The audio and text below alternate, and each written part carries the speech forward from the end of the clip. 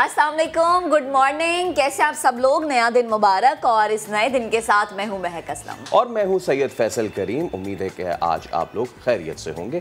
कई अहम मौज़ूआत पे करनी है बात और कई अनोखे और मुनफरिद मौज़ूआत हैं। वैसे तो महक आपको पता होगा कि इस मुल्क भर में जिरगे होते हैं और मुख्तलिफ तनकीद की जो है वो निशाने पे भी आते हैं, लेकिन जोब में हुआ एक अजीब और मुनफरिद सा जिरगा जिसमें पता है क्या के हवाले से बात हुई और ग्रीनरी के हवाले से भी बात हुई है। क्या ही अच्छी बात है, अगर इस तरीके से होने लगे तो फिर बड़ी ज़बरदस्त बात है। ज़बरदस्त बात इस लिहाज से भी है कि ये अवेयरनेस है और ये अवेयरनेस शुक्र अल्हम्दुलिल्लाह फैलना शुरू हो गई है। अच्छा, साथ ही साथ आज जिस टॉपिक को हम डिस्कस करेंगे वो है जी ख़वातीन के हवाले से। ख़वातीन पर तशद्दुद की रोकथाम का आज आलमी दिन है तो जिक्र होगा, और इसके साथ ही साथ बहुत सारे ऐसे मज़ेदार से सियासी मामलात भी हैं जिसमें हमने ये देखा कि कुछ सियासतदान जो है वो नाराज़ नज़र आ रहे हैं, और इतने नाराज़ नज़र आ रहे हैं कि एक चैनल का नाम लेने से भी घबरा रहे हैं। यानी घबराहट इतनी पैदा हो चुकी है कि अभी कहना बन रहा है कि बाजी थोड़ा ज़्यादा घबरा लें, ना जाने आगे क्या क्या होने वाला है। अच्छा, आप ये देखें फैसल, कल जब मैं सारा दिन टेलीविज़न स्क्रीन पे देख रही थी तो मुझे एक चीज़ बड़ी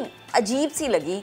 माजरत के साथ कहना पड़ा कि वो ढिठाई थी, माजरत के साथ कहना पड़ा कि बिल्कुल भी शर्म नहीं थी, बिल्कुल भी लिहाज नहीं था, क्योंकि उसके बाद जिस तरह से नून लीग का मौक़िफ़ सामने आ रहा था वो ये चीज़ वाज़ह कर रहा था कि इतनी चीज़ें हो जाने के बावजूद भी ना समझ अभी भी नहीं आई। और वो शायद समझ रहे थे ये कि मिठाइयों के डब्बे खुल जाएंगे, लेकिन वो मिठाइयों के डब्बे बंद करा दिए तो वो गुस्सा ज़रा इस पे ज़्यादा था। ऑर्डर कैंसिल हो गए ना, ऑर्डर कैंसिल हो गए। तो आगाज़ में ही हम बात करेंगे मरियम नवाज़ की ऑडियो टेप की।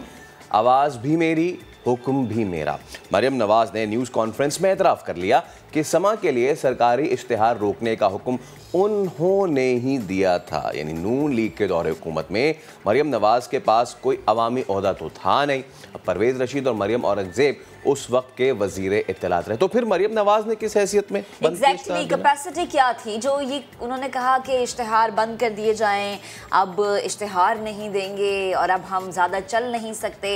यानी एक बंदा जब एक सीट पे फाइज ही नहीं है, कुर्सी पे बैठा ही नहीं है, तो वो कैसे इंस्ट्रक्शन दे सकता है। लेकिन जब ये सवाल हुआ ना तो बहुत सारे सवाल इसलिए भी उठे क्योंकि नून लीग मौक़िफ़ देने से भाग गई। तो ये उन्होंने जो हुक्म जारी किया और किस कैपेसिटी में जारी किया, किस हैसियत से जारी किया, क्या सोचते हुए जारी किया, या इसलिए जारी किया क्योंकि वो साहिबजादी थी नवाज शरीफ साहब की, तो ये भी हो सकता है। तो सवाल बहुत सारे उठ गए, ज़रा आपको दिखाते हैं। 24 चैनल को, समा को, 92 को, क्या नाम है इसका, ARY को कोई ऐड नहीं जाएगा बिल्कुल। कि समा की न्यूज़ है, अब हमारा और पैक नहीं चल सकता समा के साथ, तो आज से समा की एड्स बिल्कुल बंद है। हाँ, मैं ही थी, ये मेरी ही आवाज थी। मैंने ही कहा था कि समा टीवी के साथ अब और नहीं चला जा सकता, उसके इश्तिहारात बंद करो। मरियम नवाज ने प्रेस कॉन्फ्रेंस में समा के इश्तिहार बंद करने का हुक्म देने का एतराफ़ कर लिया। मैं ये नहीं कह रही कि वो जोड़ जोड़ के बनाई हुई है या वो मेरी आवाज नहीं, वो मेरी आवाज है।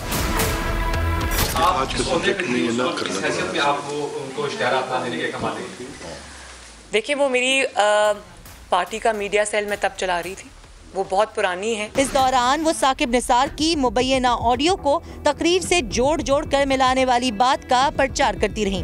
मैं ये नहीं कह रही कि वो जोड़ जोड़ के बनाई हुई है या वो मेरी आवाज नहीं, वो मेरी आवाज है। इश्तिहार बंद करने का हुक्म तो दिया, मगर किस हैसियत में, सवालात उठ गए। नून लीग के दौरे हुकूमत में मरियम नवाज के पास तो कोई अवामी ओहदा भी नहीं था, वो तो पार्टी का सोशल मीडिया सेल चला रही थी। उस वक्त परवेज रशीद और मरियम औरंगजेब वजीर इत्तलात रहे, तो फिर सरकारी मामलात में मरियम नवाज की मुदाखलत आखिर क्यों? तो माजी में इनकार रहा, हाल में इकरार हुआ। आज प्रेस कॉन्फ्रेंस में मीडिया सेल चलाने का एतराफ़ करने वाली मरियम नवाज माजी में इससे इनकार किया करती थी। अक्टूबर 2017 में उनसे सवाल हुआ तो सख्त हैरानी का इजहार करते हुए उन्होंने कहा था, कौन सा मीडिया सेल? भूल जाती है ना, भूल जाने की आदत है, लेकिन इतना ना भूला करें। वो तो ये भी कह गई कि मैं तो कोई मीडिया सेल चलाती ही नहीं। मरियम नवाज के दोनों बयान जो हैं और कितना उसमें तजाद है, ये दिखाते हैं आपको। देखिए, वो मेरी पार्टी का मीडिया सेल में तब चला रही थी। मेरा मीडिया सेल था, मेरा कोई मीडिया सेल नहीं है, और ये एक प्रोपेगेंडा चलाया जा रहा है और ऑन पर्पस चलाया जा रहा है। देखिए, वो मेरी पार्टी का मीडिया सेल में तब चला रही थी। मेरा मीडिया सेल था, मेरा कोई मीडिया सेल नहीं है, और ये एक प्रोपेगेंडा चलाया जा रहा है और ऑन पर्पस चलाया जा रहा है। बिस्मिल। तो ये हमने आपको दोनों बयानात दिखा और कितना तजाद था। भूलने की आदत के साथ साथ गलत बयानी की भी आदत है, लेकिन शुक्र ये है कि कल उन्होंने जिस तरह से एतराफ़ किया, अब इसे एतराफ़ जुर्म कहें या फिर इसे ढिटाई कहें। हमारे साथ मौजूद हैं सीनियर एनालिस्ट खालिद अजीम साहब, अदनान नादिल साहब हमें ज्वाइन कर चुके हैं। खालिद साहब, अदनान साहब, बेहद शुक्रिया वक्त देने के लिए। खालिद साहब, आपसे गुफ्तगू का आगाज़ करते हैं। ये जो एतराफ़ किया है कल मरियम नवाज़ ने, ये जो गुफ्तगू हुई, इसको हम एतराफ़ जुर्म कह सकते हैं? आपकी नज़र में इसको क्या कहेंगे? क्योंकि उसके बावजूद उनके जो बॉडी लैंग्वेज थी, उनका जो अंदाज़ था, उनका जो स्पेशली अंदाज़ गुफ्तगू था, वो वही था कि बहुत ज़्यादा ना वो ढिटाई पे नज़र आ रही थी, शर्मिंदा नहीं थी। तो आप इस तमाम सूरत हाल को क्या नाम देंगे? पहले तो मैं ये कहूँगा कि हमें इस बात को के ऊपर भी गौर करना चाहिए और कितने लोगों को मैं समझता हूँ कि हैरत होनी चाहिए थी और हैरत नहीं हुई कि एक ऐसा मामला जिसकी वजह से आपको प्रेस कॉन्फ्रेंस करना पड़ी, यानी वो समा का जो एक उसकी इन्वेस्टिगेटिव स्टोरी थी जिसमें हम उस टेप की, उस वीडियो की हकीकत, ऑडियो की हकीकत सामने लेके आए, जो कि एक जिसको कहा जाता है कि भौचाल पैदा करने के लिए वो सामने लाई गई थी साकिब निसार साहब के हवाले से। उसमें हमने सिर्फ अपनी जिम्मेदारी पूरी की, वो उसमें कोई ना साकिब निसार साहब कोई की हिमायत का कोई मकसद था ना कोई और। वो एक खबर हमारे सामने आई, हमने उसको किया। अब उसका इफेक्टी तो वो शख्स है जो ये खबर लेके आया, यानी जिनका नाम अहमद नूरानी है या उनके कोई और दोस्त, उसके लिए लाओ लश्कर लेके मरियम साहिबा जो हैं, आपका देखें उनके जो फ्लैंक्स में कैसे कैसे जुगादरी जो हैं वो बैठे हुए थे, और उनको वो साथ लेके उनको क्या ज़रूरत पड़ गई है कि वो अहमद नूरानी का तहफ़्फ़ुज़ करने के लिए निकल आई हैं। इसका मतलब ये है कि एक तरह से उन्होंने ये ख़ुद इस बात का, वो पंजाबी में जिसको कहते हैं ना खुरा, वो अपने घर तक वो ले गई कि जनाब ये तो हमारे मफाद पे ज़द पड़ी है, अगर इसका ये एनालिसिस सामने आया है तो इसमें तो हमें डैमेज करने की कोशिश की गई है। हालांकि इसका इफेक्ट ही तो अहमद नूरानी है, वो जाने उसका काम जाने, वो दिफा करता है अपना, नहीं करता एक अलग बात थी। अब रही बात लबो लहजे की और ये सारी चीज़ें, तो मैं ये समझता हूँ कि ये भी आप उसको मेरी बात से रिलेट कर लें कि ऐसा महसूस होता है कि उनको तवक्को ये थी कि शायद इस ऑडियो टेप के बाद उनकी नैया पार लग जाएगी और वो इस चीज़ को इस्टेब्लिश कर सकेंगे। हालांकि मैं समझता हूँ उनका केस अदालत में है, वो मेरिट के जो नुकात हैं उन पे अगर केस लड़े तो वो ज़्यादा बेहतर है। लेकिन उन्होंने इस किस्म की चीज़ों का सहारा लेना शुरू किया है। पहले राना शमीम साहब का एक एफिडेविट जो कि अब ख़ुद राना शमीम साहब के गले का फंदा बन गया है, और उसके बाद ये टेप है, इसके ऊपर उनका इन्हिसार था। तो वो उसकी जो कनेक्शन है उसकी वजह से उनके लबो लहजे में ये तलखी भी थी, उसमें थोड़ी सी रौनत का एलिमेंट भी आ गया, और रौनत इस अंदाज की थी कि वो समा का नाम वैसे तो मतलब है कि मेरे ख्याल में उनको बड़ा अजबर होगा, लेकिन वो कल शायद वो नफरत और हकारत का इजहार करना चाह रही थी कि जी मैं तो नाम भी खालिद साहब बिल्कुल वो तो नाम लेना पसंद ही नहीं कर रही थी। वो तो कहती एक चैनल है, लेकिन उस चैनल का नाम उनकी जुबान पे आ नहीं रहा था। शायद वही बात है ना आप फली के इतनी उन्हें नफरत हो गई है या ना जाने क्या मामला है। आपने उनका बना बनाया काम बिगाड़ा है, तो मेरे ख्याल में शायद इस वजह से भी वो नाम लेना पसंद नहीं करते। देखिए मैं बता रहा हूँ कि वो इन्हिसार इन चीज़ों पे कर रही थी कि इससे वो उस फैसले की जो क्रेडिबिलिटी है उसको मुतासर करने के लिए। हालांकि वो उनका असल काम ये है अदालत में वो, and they have a strong footing, अगर वो चाहें तो जो हालिया रिमार्क्स थे अदालत में जस्टिस आमिर फारूक के, उसमें लग ये रहा है कि उनके वकील साहब अगर थोड़ी सी मेहनत करें तो उनके लिए वो वहाँ से बरियत का परवाना ज़रूर हासिल कर सकते हैं। उसके बजाय उन्होंने इस किस्म की चीज़ों का सहारा लेना शुरू किया हुआ है। और कल उनके शौहर नामदार जो हैं वो उन्होंने इस बात का भी इंकशाफ कर दिया कि मज़ीद टेप्स जो हैं वो तैयार पड़ी हैं और हम लेके आने वाले हैं। उसे जो है वो एक फिर ये सारी सूरत हाल जो है हम इसको तहवाला कर देंगे। इस पे ये जो मजीद टेप्स का और इसका भी हुई है ना, इस पे भी हम आगे चल के बात करेंगे। पैनल में हमें ज्वाइन किया है ब्यूरो चीफ लाहौर नईम हनीफ साहब ने भी। नईम साहब आपको भी वेलकम करते हैं और आपसे भी हम सवाल करेंगे। इससे पहले अदनान भाई एक सवाल है मेरा, और ये कि जिस वक्त की ऑडियो थी, उस वक्त मरियम नवाज ना वज़ीर, ना मुशीर, ना MNA, ना सेनेटर, तो वो किस इख्तियार के तहत इश्तिहारात रोक सकती हैं? और ये इश्तिहारात, ये पैसा, ये उनका ज़ाती तो नहीं था ना, ये सरकारी इश्तिहार था। सरकारी इश्तिहार का मतलब पब्लिक का पैसा।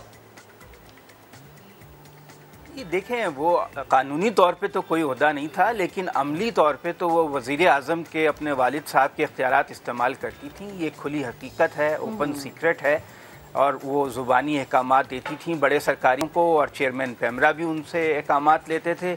उसी इख्तियार को इस्तेमाल करते हुए उन्होंने कहा कि ये जो वजारत इत्तलात है, जो परवेज़ रशीद भी उनको जवाब दिया करते थे, और जो भी सेक्रेटरी इत्तलात वगैरह हैं उन्हीं से ऑर्डर लेते थे।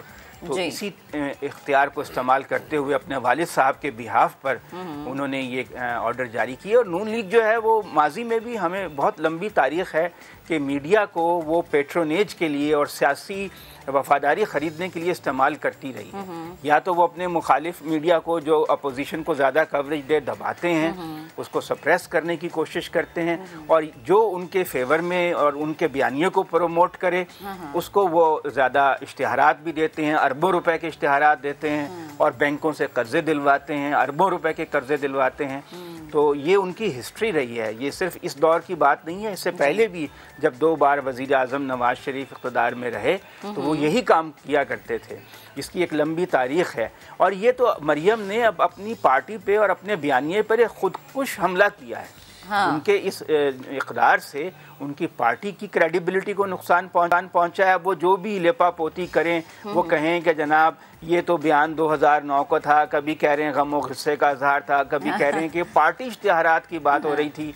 ऐसा कुछ नहीं है, ये सबको मालूम है। अगर आप रिकॉर्ड निकाल लें, कुछ चैनल्स को अरबों रुपए के इश्तिहार दिए गए और कुछ को सिर्फ चंद करोड़ रुपए के। तो उससे जाहिर होता है कि ये एक ख़ास तरह के मीडिया को सज़ा दे रहे थे और दूसरे की परवरिश कर रहे थे। अब भी कुछ मीडिया चैनल्स ऐसे हैं, मीडिया ग्रुप्स ऐसे हैं जो नून लीग का विंग बन चुके हैं और उनकी पेट्रोनेज अभी भी जारी है। और ये एक मेरा ख्याल है कि पाकिस्तान की जो सियासत है और पूरा पाकिस्तान में डिस्कोर्स है, उसके लिए बहुत ही नुकसानदेह है कि अगर मीडिया जो है अदनान साहब कह रहे हैं बड़ी अलार्मिंग सिचुएशन है, क्योंकि यही वो मरियम नवाज है जो ये कहती हैं कि मीडिया आज़ाद होना चाहिए और आज़ादी की हमेशा बात होनी चाहिए। हमें ज्वाइन कर चुके हैं Pakistan federal union of journalist के सदर शहजाद जुल्फ़िकार साहब भी और नईम साहब भी मौजूद है। तो पहले नईम साहब के जानिब चलते हैं। नईम साहब, जिस तरह से अदनान साहब भी ये बात करें कि जो नून लीग का रवैया है वो बड़ा सवालिया बन चुका है।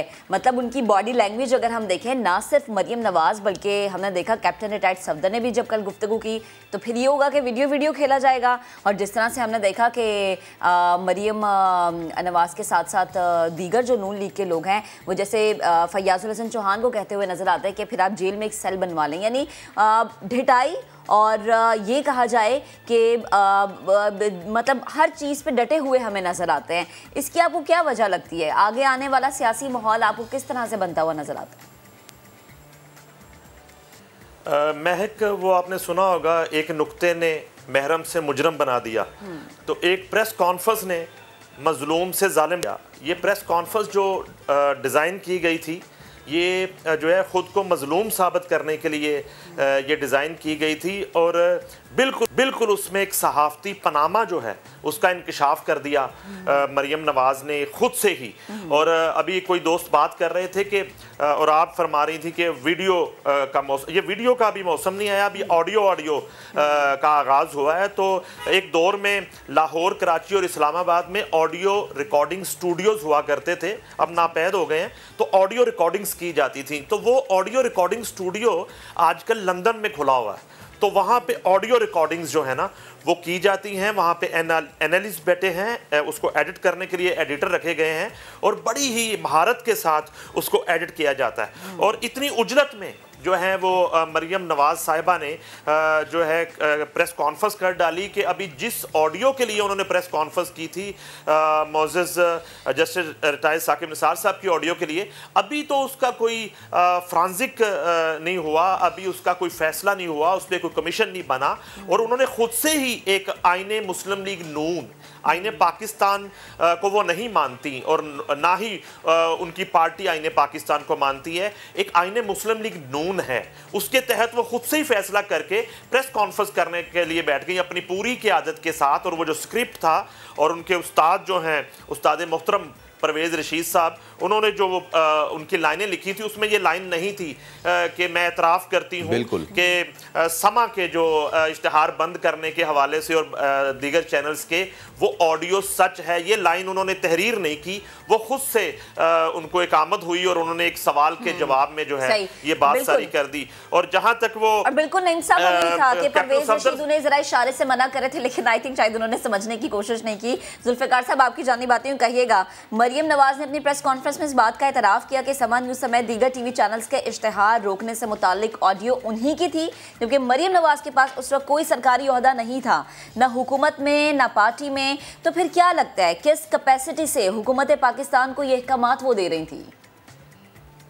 देखिए, ये अमल तो मैं ये देखूं, Pakistan federal union of journalist जो है इस तरह के अमल की हमेशा से मुखालिफ रही है। हम उसको मजम्मत करते हैं कि सरकारी आप इश्तिहारात जो है अपने पार्टी के लिए या पार्टी ओहदेदारों के लिए या किसी के लिए आप इस्तेमाल करें। मरियम नवाज़ ने जहाँ तक इसका एतराफ़ किया है बिल्कुल गलत किया है, और मैं समझता हूँ कि अपने दौर में अगर उन्होंने इन्फ्लुएंस करने की अपनी शख्सियत को इन्फ्लुएंस किया अपने वाले साहब की हुकूमत के लिए या अपने चचा जो है उनकी हुकूमत पंजाब में थी, अगर उन्होंने उसको इस्तेमाल किया मेरे ख्याल में ये गलत है।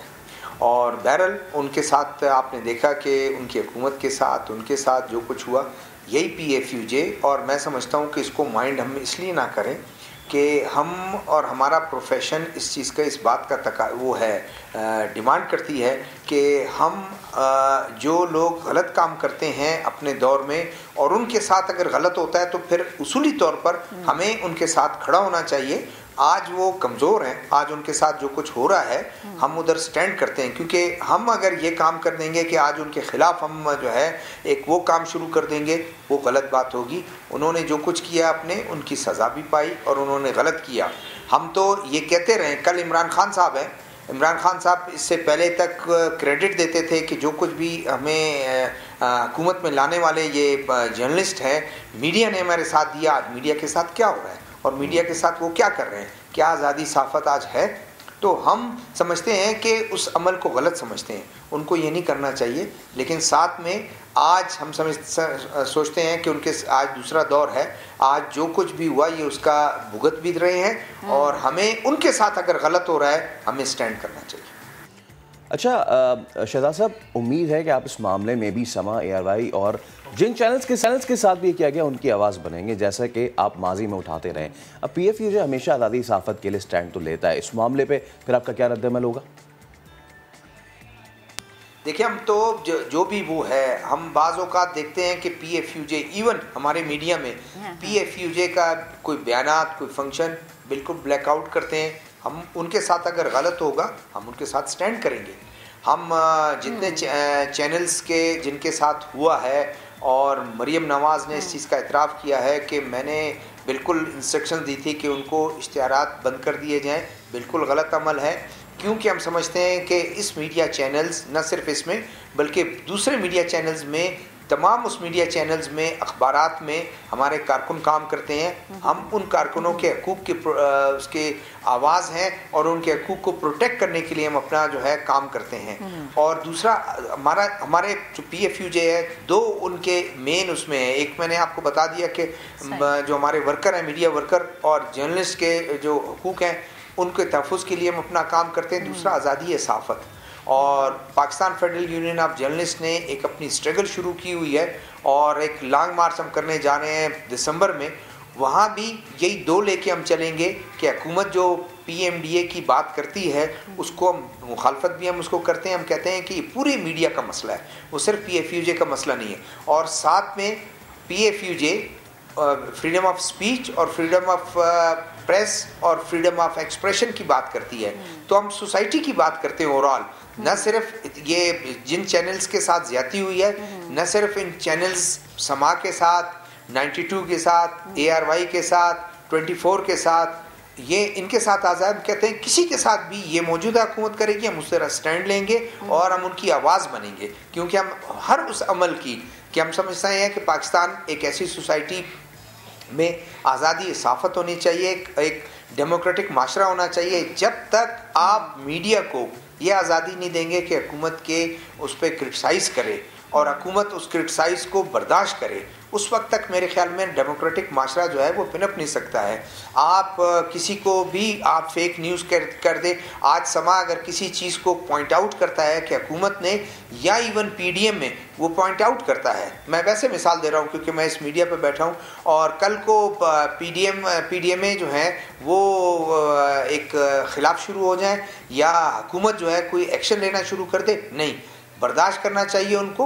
हुकूमत का अपना काम है, पॉलिटिकल पार्टीज़ का अपना काम है, अदारों का अपना काम है, मीडिया का अपना काम है। मीडिया तो सच लेके लोगों के सामने आती है और लोग जो हैं वो फैसला करें कि हुकूमत ठीक कर रही है, गलत कर रही है। हमारा काम है सच लाना, और मैं समझता हूँ कि जो होपफुली जो Pakistan federal union of journalist जो है उन्होंने जो एक स्ट्रगल शुरू की हुई है और उसके पामा तकमील के और उसके उसूल के लिए जो हमारे डिमांड्स हैं, वो डिमांड सिर्फ PFUJ की नहीं है, वो पूरे मीडिया की है। हम समझते हैं कि पूरी मीडिया एक यूनिटी के साथ जो है इसको लेके आगे चलेगी। जो एक स्पेस हम खो चुके हैं या हमसे छीन लिया गया है सहाफ़त के आज़ादी का, वो हम वापस लेने में कामयाब। खालिद साहब, BMW के मामलात, पैसे दिए जाने के मामलात, सरकारी इश्तहारात देने और ना देने के मामलात, सहाफ़ियों को अपनी तरफ राग़िब करने के मामलात, एक ऐसी शख्सियत के जो इलेक्शंस में पहली बार वो जो ग्लिटरी पोस्टर्स थे वो लेकर आई, उनसे ये चीज़ें तो एक्सपेक्ट की ही जाती रही थी ना। और आपको ज़्यादा, हमसे ज़्यादा आपको बेहतर और अदनान भाई को ज़्यादा बेहतर पता है, लेकिन बारहा साल इस चीज़ की नफ़ी करना, नेगेट करना कि नहीं जी ऐसा तो नहीं है, मीडिया आज़ाद है। अब तो कच्चा चट्टा बिल्कुल खुल चुका है, अब तो तमाम तर मामले बिल्कुल जो है वो रोज़े रोशन की तरह आया हो चुके हैं। अब भी कुछ रह गया है कहने के लिए? देखें जी, उसके बाद उन्होंने कुछ मुख्तलिफ उसके जवाब देने की कोशिश की है, और यहाँ तक मरियम औरंगज़ेब साहिबा ने जो बयान जारी किया उसमें कहा ये तो पार्टी फंड्स की बात कर रहे हैं जी। मुझे याद नहीं पड़ता कि कोई ऐसा पैक्ट की बात कर रही थी, कोई ऐसा पैक्ट जो है वो मुस्लिम लीग नून के साथ समा का था जिसमें वो कह रहे हैं कि वो उसको ख़त्म करना पड़ेगा क्योंकि वो हमारे ख़िलाफ़ जा रहे हैं। ये हुकूमत ही का मामला था, और हुकूमत के हवाले से चूँकि मैं एक ऐसी जगह पे बैठा हुआ हूँ जहाँ पे लोगों के शिकवे शिकायत भी जो हैं वो मौसूल होते हैं मुझे, तो मुझे अच्छी तरह से याद है कि हमारी वो जो ख़बरें हैं उनके मामले में उस वक्त वो कितने तंग होते थे और कितना। फिर मुसद्दक मलिक साहब जो हैं कल वो जिस वक्त आए तो वो फौरी तौर पे उन्होंने कहा कि हाँ ये धरने के दिनों की बात है, और वो धरना जो है उस वक्त मैं नहीं समझता कोई भी जो पॉलिटिकल पार्टी होती है जब वो इक़्तिदार में आ जाती है तो वो फिर पार्टी अफेयर्स कम रह जाते हैं, हुकूमत की तरफ आते हैं। आप में से किसी को याद भी नहीं होगा, PTI का एक बड़ा मजबूत मीडिया सेल है, लेकिन वो उसकी शायद ही अब कोई ख़बर जो है वो कहीं सामने आती हो। PTI के जितने भी मामलात हैं अब वो चूँकि हुकूमत में हैं, हुकूमत ही से गवर्न हो रहे हैं, तो इसी उसूल को अगर मुतबिक किया जाए 2014 का जो धरना था तो उसमें साफ सी बात है कि उस वक्त PMLN जो है वो उसकी कोई कैंपेन मौजूद नहीं थी, वो जो भी थी उस वक्त हुकूमत ही का मामला था, उसके ख़िलाफ़ था, उसके हक़ में था, तो वो इश्तहारात की कैंपेन जो है वो उस वक्त उसी तरह से रोकी गई। और फिर मैं थोड़ा सा ये याद दिलाना चाहता हूँ, इन्होंने तो फरमाया मरियम नवाज़ साहिबा ने कि जी मेरा तो कोई सेल नहीं था, लेकिन उस वक्त इसकी बाकायदा तौर पे ख़बरें छपी हैं कि जब लाहौर हाई कोर्ट के एक फ़ैसले के तहत मरियम नवाज़ को जो यूथ लोन प्रोग्राम है उसकी सरबराही से हटा दिया गया था, तो उसके बाद जो है वो एक मीडिया सेल बना के और वो जो के ऑपरेट करता था, पहले उसके 15 बंदे थे, बाद में उसके 38 वर्कर्स हो गए, वो यहीं से ऑपरेट करता था, PM हाउस से और PM सेक्रेटेरिएट से, तो वो सेल उस वक्त मौजूद था। वो तो इनकार करती हैं, लेकिन उस सेल के बारे में उस वक्त भी खबरें सामने आई थी। बिल्कुल खालिद साहब, आप थोड़ा सा इस चीज लेकिन वही बात है ना कि इतराफ नहीं करी। नहीं, आप जरा बताएगा कि जिस तरह से हमने कल भी ये खबर चलाई और यकीनन हर किसी के जहन में ये सवाल है कि नंबर 1 चैनल को 18वें नंबर या 20वें नंबर के आप एड्स दे रहे हैं, तफरीक आप इस तरह से कर रहे हैं कि किसी को अरबों के, किसी को करोड़ों के दे रहे हैं और फिर आप एतराफ़ भी नहीं कर रहे हैं। तो ये उस वक्त का टाइम, तो ये नून लीग अपने आने वाले वक्त में मुस्तकबिल अपना खुद ही अपने हाथों से, जैसे आपने भी कहा ना, महरम मुजरिम बन गया, तो खराब करती नजर आ रही है। महक, वो याद माजी जो है ना, ये बस अजाब ही हुआ करते हैं। तो इसलिए TLP कालदम अभी नहीं थी, तो जो है धरना फैज़ाबाद का मैं आपको याद दिला देता हूँ। उस वक्त भी मरियम नवाज के एक ऑर्डर ने तमाम चैनल्स की नशरियात बंद कर दी थी, और वो किस हैसियत से उन्होंने उस वक्त ऑर्डर्स किए थे।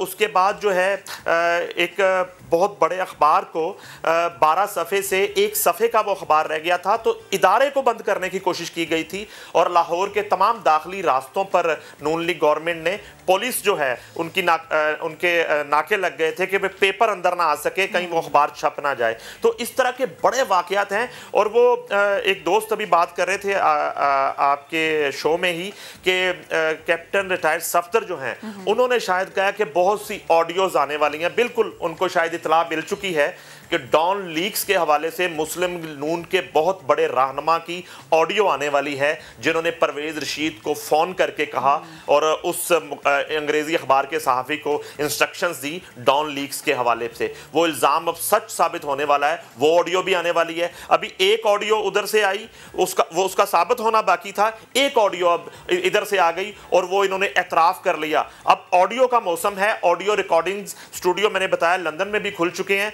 और जहां तक मीडिया पर कदगन लगाने की बात है और पार्टी फंड्स की बात है, मुझे सिर्फ ये समझा दिया जाए कि मुस्लिम लीग नून ने अमेरिका का इलेक्शन कॉन्टेस्ट करना था, जिसके लिए अरबों रुपए के इश्तिहारात, एक मीडिया हाउस को 3 अरब रुपए के इश्तिहारात, एक मीडिया हाउस को 2.25 अरब रुपए के इश्तिहारात, एक मीडिया हाउस को 2.25 अरब रुपए के इश्तिहारात, सिर्फ और सिर्फ पाकिस्तान के नंबर 1 चैनल, उस वक्त जो नंबर 1 थे, आज जो नंबर 1-2 की पोजीशन में है, समा न्यूज जो है, उनके इश्तिहारात जो हैं वो करोड़ों में आपको नजर आएंगे। वो 4 करोड़ की अमाउंट नजर आएगी, वो 6 की नजर आएगी, वो 8 की नजर आएगी। डबल फिगर में भी दाखिल होने नहीं दिया गया इनको। और ये ब्लैकमेलिंग का सिलसिला रोजे अव्वल से जारी है। और एक छोटी सी बात करूं, शहजादा जुल्फकार जो हैं वो लीडर हैं सहाफती मीडिया की तंजीमों में, सहाफती तंजीमों को धड़ेबंदियां उसमें करवाई गई और उसका टास्क भी साबिक इंफॉर्मेशन मिनिस्टर परवेज रशीद साहब को सौंपा था। भैया नवाज शरीफ साहब ने, मैं साबिक सदर पंजाब यूनियन ऑफ जर्नलिस्ट होने के नाते इस बात का जो है दावा कर रहा हूं और मैं साबित कर सकता हूं कि सहाफती धड़ेबंदियां भी जो हैं उसका सेहरा भी मुस्लिम लीग नून के सर जाता है, ताकि जब इस तरह कदगन लगाई जाए। और वो मिसाके सहाफत हुआ था। ये बड़ी आपने जबरदस्त पॉइंट रेस किया है नहीं भाई, जैसे कि आप भी बता रहे हैं मुख्तलिफ जो निचले नंबर के चैनल से उनको कितने अरब बांटे गए।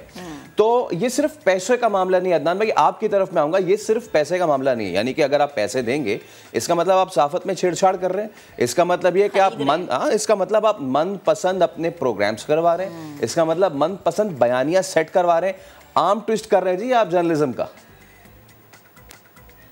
जी बिल्कुल, इन्होंने तो खरीदी हैं हमेशा वफादारियां। लाहौर में LDA के प्लॉट जो हैं रेवड़ियों बांटे गए।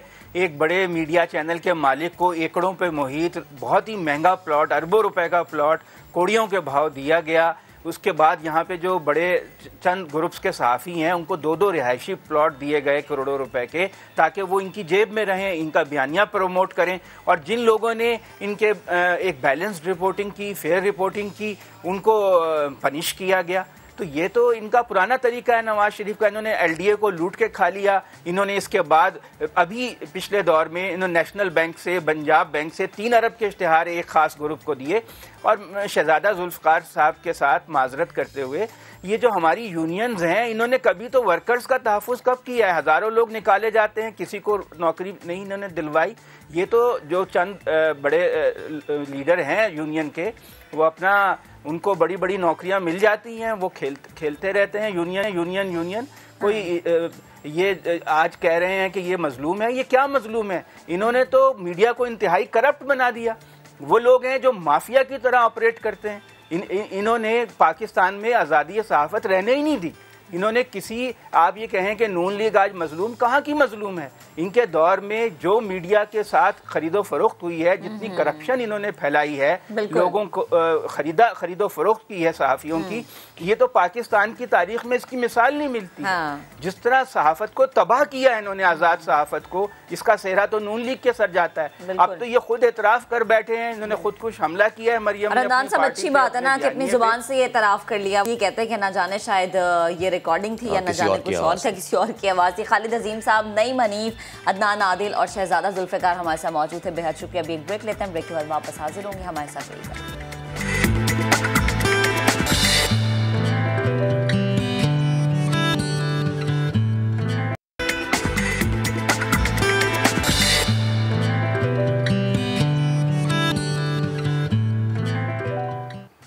Welcome back once again. अब ज़रा उस मामले की बात करेंगे जो कि हमारे मुआशरे में पनपता ही जा रहा है। कहीं पर बड़ी आवाज़ें उठती हैं, कहीं पर हम औरत मार्च देखते हैं, कहीं पर हम उस पर तनकीद भी देखते हैं, कहीं पर हम पोस्ट भी देखते हैं और कहीं पर हम ख़वातीन को बाइख्तियार बनाने की बात भी करते हैं। लेकिन ये सिर्फ वक्ती होता है। इकबाल ने तो कहा था कि वजूद ज़न से तस्वीरें कायनात में रंग है, लेकिन इस रंग से अब लग यूँ रहा है कि जंग चल पड़ी है। ख़वातीन को दुनिया भर में, मैं सिर्फ पाकिस्तान की बात नहीं करी बल्कि पूरी दुनिया में तशद्दुद का सामना है। खातून जिसके बहुत सारे रूप होते हैं, वो माँ हो या बहन हो, बीवी हो या बेटी हो, बहू हो, कहीं ना कहीं उसे जुल्म का निशाना बनाया जा रहा है। और इस तल्ख हकीकत के साथ आज की तरक्की याफ्ता दुनिया में जो हम देख रहे हैं कि ख़वातीन के ख़िलाफ़ जो तशद्दुद है उसको रोकथाम का आज का दिन मनाया जा रहा है। हर साल इस दिन का एक ख़ास मौजू होता है और इस साल का जो मौजू है वो शैडो पेंडेमिक है। अक़वाम मुत्तहिदा के मुताबिक कोरोना की आलमी वबा के दौरान दुनिया भर में ख़वातीन के ख़िलाफ़ तशद्दुद के वाक़यात की तादाद में इजाफा हुआ। और अगर सिर्फ मैं स्पेसिफिकली पाकिस्तान की बात करूँ तो पाकिस्तान में भी ऐसे वाक़यात की तादाद में इजाफा होता जा रहा है। यानी हमारे यहाँ ख़वातीन पर जितना भी जुल्म हो फैसल, उसे हमेशा हल्का लिया जाता है। ये कह दिया जाता है कि कोई नहीं, मर्द है, मर्दानगी दिखा दी कर, अगर उसने एक थप्पड़ मार दिया तो कोई बात नहीं, थप्पड़ को बर्दाश्त कर लो। हाँ। और ये कहने वाली भी ज़्यादातर खातून ही होती हैं। यानी कि अगर आप 50% ये झोली में डालते हैं मर्द की, तो हम ये भूल जाते हैं कि अगर किसी घर में चूल्हा फट जाता है तो मर्द वो चूल्हा नहीं जलाता, वो भी उसकी या तो सास होती है या फिर नंदे होती हैं, ये काम कर रही होती हैं। फिर एक और बड़ी अब चीज़ें आती जा रही है। तो अब शादी के बाद की बात करें, शादी से पहले जो माँ बाप होते हैं, कुछ ऐसे भी होते हैं जो अपनी औलाद को औलाद नहीं समझते हैं और उनके साथ जो फिर हो जाती है ना, वो बयान के काबिल नहीं होती। जैसा कि आपने बताया था कि इस साल का जो थीम है शैडो पेंडेमिक, वो ये है कि एक तो पूरे पेंडेमिक से दुनिया गुजर रही है ना, ये तो आज या कल इंशाल्लाह ख़त्म हो जाएगा, लेकिन इस पेंडेमिक के साए में जिसको एक और पेंडेमिक है, जो एक और सानिया है, वो जो ड्राइव करता जा रहा है, वो बड़ा परेशान कुन है। इस सब पे आज हमने आलिया सारिम साहिबा को मदऊ किया है। आलिया भाभी अस्सलाम वालेकुम, बहुत शुक्रिया। और इनके साथ एक ऐसी मुतासरा खातून है जिनकी कहानी जब आप सुनेंगे ना तो आप यकीन करें कि जो कैमरे के उस पार लोग बैठे हैं ना, वो एक सेकंड के लिए सोचेंगे कि क्या ये वाकई हम उस मुआशरे में रहते हैं जिसकी अक़दार है इस्लामी, या हम उस मुआशरे में रहते हैं जहाँ पर औरत को ये सिखाया जाता है, औरत को ये बताया जाता है कि तुमने बर्दाश्त करना है, लेकिन कब तक बर्दाश्त करना है। तो मुतासरा खातून मेरी बहन मेरे साथ मौजूद हैं।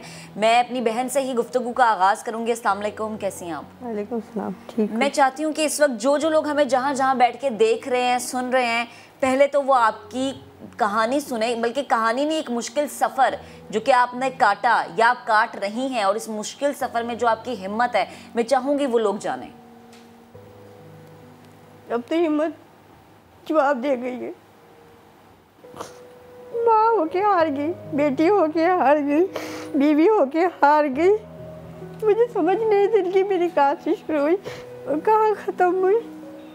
प्यार देते देते देते देते 9 साल की थी, वादा को ब्लड कैंसर था, उनका इंतकाल हो गया। उनके अपने बहन भाई को पाला, 5 बहन भाई थे, उनको पास बोल के बड़ा किया। अभी 40 दिन भी नहीं मेरी वादा को हुए थे, दादी ने मेरे पापा की दूसरी शादी करा दी। उनमें से 2 और बेटे हो गए, हम 7 बहन भाई हो गए। उनको भी मुझे संभालना था। मेरा शौक़ था पढ़ के टीचर बनना, मेरी वादा की ख्वाहिश थी। वो मेरे हाथ चूमती होती थी, वो कहती होती थी कि तुझे दुनिया रोल देगी बेटा, मुझे उसकी समझ नहीं आई 9 साल की बच्ची क्या होती है। अपने बहन भाई को पाल पोल कर उनको स्कूल भेजना, नाश्ता कराना। खुद भी जब स्कूल जाती थी, पेपर होता था, शौक होता था पेपर दूँ, अच्छे मार्क्स आए। लेकिन जब घर आती थी बहन भाई भूखे होते थे। वो मेरी मदर थी, उन्हें ख्याल करती थी। वो अपने बेटों को मुँह में नवाले डाल रही होती थी, मेरी आंखों में आंसू हो जाते थे। मैं उसी यूनिफॉर्म में आटा गूँथ, अपने बहन भाई के लिए नाश्ता कर, अपनी यूनिफॉर्म में खुद भी नहीं कुछ खाती थी। बहन भाई को जब पेट भर जाना सुकून हो जाता था। जब बड़ी हुई देखा ना, उनमें माँ नहीं होती, दुनिया बहुत फ़ायदा उठाती है। वे तो दाद के थे, उनके कोई छिला होना, दादी बीमार होनी, कोई मेहमान आ जाना, मुझे बुला लेना। क्योंकि मेरी वाद ने अपनी ज़िंदगी में मुझे हंडी रोटी सिखा दी थी। पता नहीं उनको पता था उन्हें दुनिया से चली जाना है। ना तो मुझे खिलौने होने थे, वो मैं अपने खानदान वालों के काम काज कर रही होती थी। कभी कभी अल्लाह को पास में उठा के देखती थी, सर उठा के, या बारी ताला कभी कुछ बन सकूँगी, कुछ कर सकूँगी। बहन भाइयों को देखती थी, नहीं समझ आती थी। उन्होंने कहना, मेरे पुप्पी ने मुझे ताने मारने, तेरी शादी किसी अच्छे घर में नहीं होगी, कोई रेडी वाला सब्जी वाला होगा, कोई फ्रूट वाला होगा, उससे तेरी शादी होगी, तेरी औकात ही यही है। मेरे बड़े भाई को, मैं दूसरे नंबर पे थी, मेरे बड़े भाइयों को मेरे पे हाथ उठाना सिखा दिया। कभी कभी मैं बहुत थक जाती थी, बच्ची थी, इंसान थी, काम करके सारा दिन थक जाती थी, उनके भी बच्चे संभालती थी। वो पैदा करके तो मेरे लिए छोड़ देते थे, वो भी संभालती थी। थक जाती थी, कह देती थी, बच्ची थी ना, कह देती थी नहीं दिल का रहा ये बर्तन धोने को, नहीं दिल का रहा सफाई करने को। मेरे भाई को मेरे पर बदमाश बना दिया था, वो मुझे मारता था। जब वो मुझे मारता था, मैं कहती थी, अम्मी जी जिनके लिए मैं माँ बन के पा रही हूँ, आप ये छोड़ के गई हो। अपने भाई के आगे हाथ जोड़ती थी, भाई मैं आपसे बहुत प्यार करती हूँ, माँ के बाद मैंने आप लोगों को माँ बन के, नहीं किसी के पीछे लगो, हमें आपके साये की जरूरत है, हम एक बन के रहते हैं। हम कहीं चले जाते हैं, यतीम खाने वगैरह चले जाते हैं, खुदा के लिए मुझे मारो नहीं। मेरा नहीं दिल करता कभी कभी काम करने को, मैं थक जाती हूँ सबके काम करके, आप लोग को भी संभाल।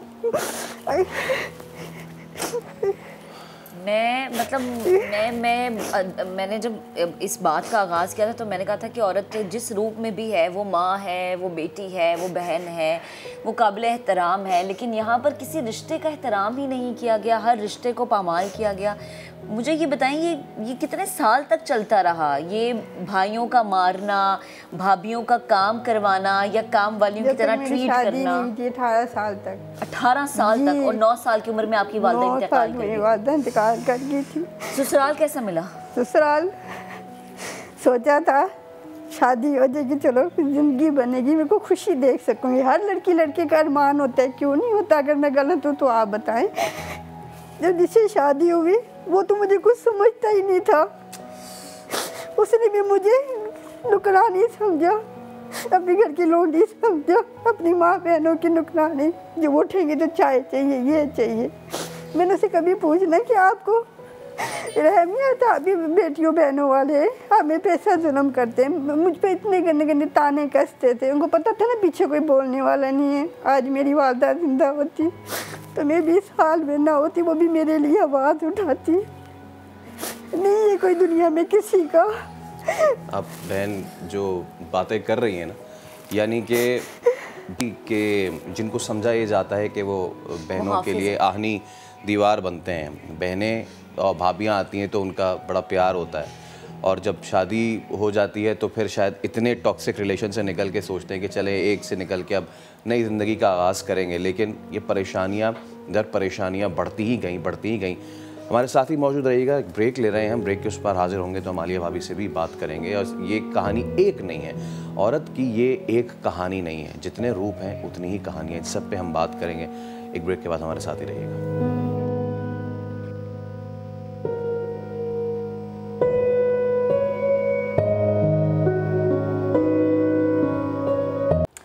Welcome back once again. जब हम बात करते हैं ख़वातीन के हवाले से तो यकीन करें कि हम कहते हैं कि हमारा मुआशरा पढ़ लिख गया है। अब हमें ये सोचना चाहिए कि हमने ख़वातीन को आगे लेकर आना है, उनको इस काबिल बनाना है कि वो कंधे से कंधा मिला के हमारे साथ हमें नज़र आएँ। लेकिन बदकिस्मती से इसी मुआशरे में कुछ पढ़े लिखे लोग भी हैं, अनपढ़ की तो बात ही अलग है ना, लेकिन जब पढ़े लिखे लोग यानी भाई, पढ़ा लिखा बाप, पढ़ा लिखा बेटा, माँ बहन बेटी या बीवी पर हाथ उठाता है ना, तो अफसोस होता है कि वो तालीम कहाँ पर है। आज ख़वातीन पर तशद्दुद से रोकथाम का आलमी दिन, और इस हवाले से हमारे पास जो मेरी बहन मौजूद है, इनकी कहानी हम ब्रेक पर जाने से पहले सुन रहे थे, उसी सिलसिले को वहीं से जोड़ेंगे फैसल। और जब हम बात करेंगे ना एक खातून के इतने सारे अल्लाह ताला ने कितने रिश्ते दिए हैं ना उसे, और उसके पैरों में जन्नत, जब वो माँ बन जाती है तब तो उसका ओहदा ही इतना आला हो जाता है। तो जन्नत होती है, बहन होती है तो वो भाई की जो है हिफाजत की दुआ करती है, बेटी होती है तो बाप की लाडली होती है, रहमत होती है, फिर बहू बन जाती है तो घर में खुशियाँ लेकर आती है, जिसको कहा जाता है ना कि औरत के दम से जो है वो नसीब से फिर पैसा होता है मर्द का। लेकिन इसको हम हमेशा उलट करके पता नहीं क्यों पेश करता है आलिया भाभी। ये एक कहानी नहीं, ऐसी कई कहानियाँ हैं आज के दिन के मुनासबत से। जैसे कि हम कहते हैं ना कि माओ के आलमी दिन पे कि जी एक दिन थोड़ी होता है हर वक्त, तो इसी तरह जो औरतों पर तो तशद्दुद की रोकथाम का ये एक दिन नहीं है, ये तो रोज़ाना की बुनियाद पर हमें देनी चाहिए एजुकेशन। अच्छा, ये एजुकेशन ये अब कहाँ से शुरू होनी चाहिए एक ऐसे वक्त में आके कि जब ऑल इज़ लॉस्ट। अल्लाह करे कि अल्लाह मियाँ इनकी ज़िंदगी आसान करे, और यकीनन करें क्योंकि आपके पास आई हैं, इनको हम भी मोटिवेशन देंगे, और अल्लाह ताला अपने अच्छे बंदों पे ही जो है वो उनका इम्तिहान लेता है। और कभी भी ये भी याद रखिएगा कि कभी भी वो बर्दाश्त से ज़्यादा इम्तिहान नहीं लेता। तो कहने का मकसद ये भाभी कि जो ख़त्म हो चुकी चीज़ वो ख़त्म हो चुकी, हम अब आज के दिन कहाँ से शुरू करें, अपने बच्चों को कहाँ से बताना शुरू करें कि जी अगर वो छोटी बच्ची है तो उसको नहीं मारना, अब भाई है हमारा तो उसको, बहन को अगर बहन गुस्से में है तो उसको बोलो कि जी उस पर ज़्यादा गुस्सा नहीं करना। बर्दाश्त का मादा कहाँ से शुरू करें, एजुकेशन कहाँ से हम लाएं? मुझे सबसे आसान बात करना आसान लगती है जब मैं एक मर्द की, आम मर्द की बात करती हूँ जो हमारी सोसाइटी में, और मेरे लिए सबसे मुश्किल होता है मर्द की बात करना जब बाप, भाई, शौहर और बेटे में से किसी ने जुल्म किया होता है, जैसे इस तरह के कोई केसेस हैं। क्योंकि यहाँ पे आके ना मैं कमज़ोर इसलिए पड़ जाती हूँ कि फिर वो जो एक औरत मार्च का फ़लसफ़ा है, वो फ़लसफ़ा उसके मेरे पास फिर जस्टिफिकेशंस नहीं रहती। तो मैं मर्दों से रिक्वेस्ट कर सकती हूँ, अपने भाइयों से, कि हमारी जैसी औरतों को जो मेरी तरह की और मेजॉरिटी में जो आपको इज्जत देती हैं और इज्जत देना चाहती हैं, आप इज्जत डिजर्व करते हैं, हमें इतना मजबूर और लाचार ना कीजिएगा कि हम आपकी इज्जतों को ना बचा सकें। ये मेरे पास अगर शेल्टर होम में मैंने इसको रखा है तो मैंने औरत को कहाँ रखा है, मैंने इसके बाप, भाई, शौहर और बेटे की घर की औरत को यहाँ रखा हुआ है। तो मैंने असल में उन मर्दों की इज्जत को रखा हुआ है। तो मैं ये रिक्वेस्ट करूंगी, क्योंकि इन चीजों के लिए तो आवाज उठानी पड़ती है, बल्कि डंडा भी उठाना पड़ता है, और जरूरी है, अदालत भी जाना पड़ता है। लेकिन हमें वहां तक रखिएगा कि हम आपकी इज्जत को बरकरार रखना चाहते हैं, आप डिजर्व करते हैं, हम रख सकें। अब हमने शुरुआत कहां से करनी है? वहीं से करनी है जहां से सिरा टूटा था। फैमिली यूनिट्स, रिश्तों का एहतराम, पैसे को इस्तेमाल कीजिए, चीज़ों को इस्तेमाल कीजिए, रिश्तों को इस्तेमाल नहीं कीजिए। हमने वापस वहीं जाना है जहाँ से सिलसिला मुनक़ता हुआ था। और अभी औरत के हवाले से एक बात और कह दूँ कि ये जब हम औरतें निकल रही हैं काम के हवाले से, जॉब के हवाले से, हम बहुत ब्लेस्ड हैं कि माशरे ने और हमारे मजहबी तबके ने भी मर्द को एक चीज़ से आज़ाद नहीं किया था, अल्लाह ने भी नहीं किया, वो है नान नफका। कि हर हाल में कभी किसी ने नहीं कहा कि औरत निकलेगी, कमाएगी और घर चलाएगी। और हम इस बात में इतने सिक्योर और इतने मजबूत, तवाना और रिलैक्स रहते थे कि इतनी बड़ी जिम्मेदारी नान नफके की हमारी नहीं है। औरतों को तालीम मिली तो मैं कहती हूँ 100% मिलनी चाहिए। लेकिन अब जब औरतों को, एक तो वो औरतें जो दही हैं या हमारे मासियाँ जो हमारे पास ये जो मेड्स होती हैं ये आती हैं, ये काम करती हैं, इनका पैसा भी मर्द रख लेता है, घर में बैठ के ऐश भी करता है, इनको जूते भी मारता है। अब मिडिल क्लास की औरत वो उस रविश पे निकल रही है, जॉब को कंपलसरी नहीं होना चाहिए औरत के लिए, ऑप्शनल होना चाहिए औरत के लिए। वो करना चाहे करे, नहीं करना चाहे नहीं, क्योंकि उस पर फर्ज ही नहीं, उसके पैसे घर के खर्चे में आएंगे, अल्लाह ने उस पर फर्ज नहीं किया। लेकिन जब हमने ऐसी चीजें औरत को दिखानी शुरू कर दी हैं कि तुम बाहर निकलोगी तो तुम्हारी इज्जत होगी, तुम्हारे हाथ में जितना पैसा होगा, तो ऐसा ना हो कि मेरे माशरे की मिडिल क्लास उन मेड्स की तरह का कोई हाल हो जाए। तो आप पढ़ें, लिखें, जरूरत है घर को, आप बाहर निकलें, लेकिन इज्जत नफ्स को और अपनी इज्जत को जो वर्क प्लेस पे कभी बहुत हर तरह की हैरेसमेंट होती है उससे सेफ रखिए। अच्छा मैं ये एक चीज़ बड़ी अहम है कि कई बार ऐसा होता है कि पहली मर्तबा अगर हाथ उठ गया तो अगर मर्द ने रियलाइज़ भी कर लिया तो उसको समझाया बुझाया जाता है कि चलो जी उठ गया तो क्या हो गया, एक बार हुआ है आगे से नहीं होगा, इस पे आवाज़ उठाना एक चीज़। दूसरी चीज़ हम देखते हैं, हम यकीनन मगरबी माशरे को बहुत तनकीद का निशाना बनाते हैं, ठीक है, जो उनकी मादर पिदर आज़ादी है, जो बेरा रवि है, लेकिन उनके यहाँ बच्चे को भी पता है। मैं क्योंकि बहन की कहानी 9 साल की थी ना जब ये शुरू हुई, उनके यहाँ 9 साल 10 साल 12 साल के बच्चे को पता है कि अगर तो हाथ उठा तो उसने कौन सा नंबर मिलाना है, कौन सा डायल करना है और कब पुलिस ने आना है और कब वो करना है। इस चीज़ को बड़ा तनकीद किया गया, लेकिन उसको अपने माशरे के पैराए में रख के अगर देखें, वो हटा दें कि जी माँ बाप को पुलिस ले जाए, ये सारी चीज़ें, अगर तो ये एजुकेशन हम दे दें अपने बच्चों को कि इस तरीके से अगर आप पे इस तरह की वायलेंस होती है, आपका अपना करता है, तो आपने उसको कहाँ जाके बताना है, तो शायद इस तरह की कहानियां आगे चल के रुक सके। देखिए, बताना किसको बताया जाता है? सबसे पहले घर के बड़े को बताया जाता है, लेकिन बड़ा ही जुल्म ढाए। महरम रिश्ते को बताया जाता है, चारों इसके पास मौजूद हैं, चारों मिलकर जुल्म ढाएं। आप रियासत पे जाएंगे, रियासत कौन सा काम आपको करके देगी? अदालत के अपने मसले मसाइल चल रहे हैं, इतने बड़े बड़े अमीरों से फुर्सत नहीं मिल रही, तो गरीबों तक कौन पहुंचेगा?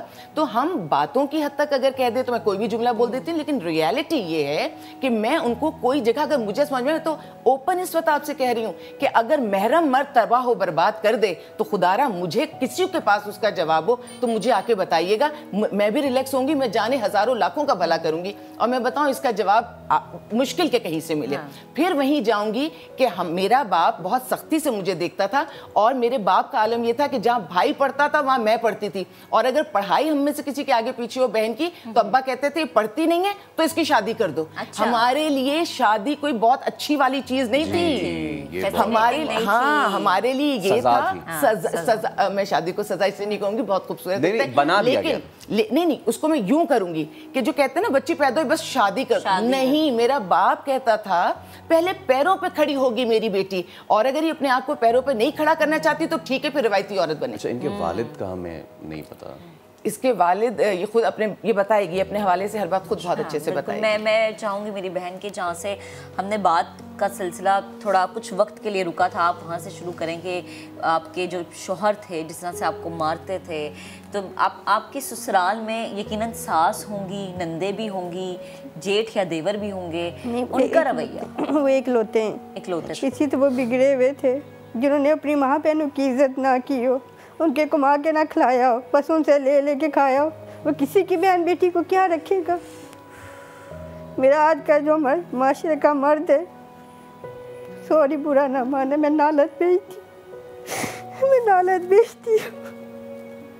और जाहिर है कि जब हम कहते हैं कि मर्द यकीनन एक बाप का रूप है, भाई का रूप है, बेटे का या शौहर का, तो हम तो ये समझते हैं कि हम अगर अपने बाप भाई या शौहर के साथ बाहर निकले हैं या उनके साथ हम बहुत महफूज हैं, लेकिन जब उन्हीं का ही हाथ उठ जाएगा, साथ ना भी निकले ना, मैं तो अगर अकेले भी निकले तो हमें ये अंदाजा हो कि अगर सड़क पे कोई करे तो मैं पीछे जाऊं और मेरे पीछे बैग पे मेरा भाई खड़ा है। ये मेरा और बता दूं, औरतें बहुत ताकतवर होती हैं, बहुत ताकतवर। हमें कई दफ़ा अपने इन मर्दों की या इन रिश्तों की बहुत ज़्यादा हर जगह वो भी नहीं पावर नहीं चाहिए होती है, एक मॉरल सपोर्ट कि वो हमारे पीछे बस खड़े हैं, फिर हम दुनिया फतह कर लेते हैं। हम उनसे पैसा भी नहीं मांगते, हम उनसे बहुत सारी मांगते ही नहीं, हम उनसे कुछ नहीं मांगते, एक एतबार और एक मॉरल सपोर्ट। और इसके वालिद के हवाले से मैं कहूँ कि अगर वो मर्द जो दूसरी शादी करते हैं, खुदा के लिए बीवी दूसरी तीसरी चौथी हो सकती है, औलाद सब आपकी अपनी होती है। जब आप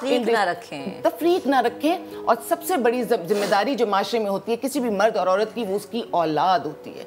आपस के झगड़े अपनी जगह, औलाद को रुस्वा ना करें। और जैसे मैं आज भी फख्र से अपने बाप को कहती हूँ कि मेरे बाप ने कहा तालीम पर इन्वेस्ट करो, मेरी तालीम पर इन्वेस्ट किया, तो जहेज पर ना इन्वेस्ट करो, तालीम पर इन्वेस्ट करो और बच्ची को पढ़ाई के वो मकासद बताओ कि मेरी बच्ची पैदा हुई वो सुन रही है मैंने दुल्हन बनना है। भाई दुल्हन वक्त आएगा बन जाना, लेकिन तुम अगर पैदा हुई हो तो तुम्हारी अपनी भी कोई जिंदगी, अल्लाह ने तुम्हें भी कुछ जिम्मेदारी। भाभी ये बड़ी जरूरी है, आपने बात की कि आप जो कह रही है ना कि स्ट्रॉन्ग करना खातून को, ये घर के मर्दों के साथ साथ खवातीन का भी फर्ज है। मैं इस तरफ भी आती हूँ।